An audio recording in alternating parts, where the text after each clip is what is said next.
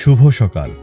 আজ সোমবার ৫ মে ২০২৫ খ্রিস্টাব্দ, ২২ বৈশাখ ১৪৩২ বঙ্গাব্দ, ৭ জিলকদ ১৪৪৬ হিজরি। সমাজবিজ্ঞান, অর্থনীতি ও দার্শনিক চিন্তার মহিরুহ কার্ল মার্কসের জন্মদিন আজ। ১৮১৮ সালে জার্মানের ট্রিয়ারে জন্ম নেওয়া এই চিন্তাবিদ বদলে দিয়েছেন সমাজ, রাষ্ট্র ও শ্রেণী বৈষম্য নিয়ে ভাবনার ধারা। দুনিয়ার মজদুর এক হও, এই আহ্বান কেবল স্লোগান নয়, তা হয়ে উঠেছিল বিপ্লবের শপথ।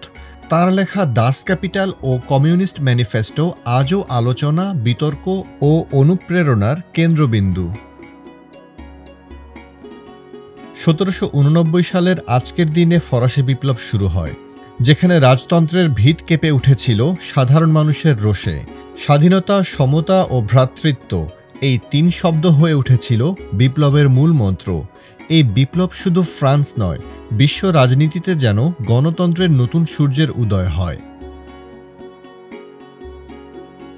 ব্রিটিশ বিরোধী স্বাধীনতা আন্দোলনের আত্মহতিদানকারী বীর বিপ্লবী প্রীতিলতা ওয়াদ্দেদার জন্মগ্রহণ করেন ১৯১১ সালের আজকের এই দিনে।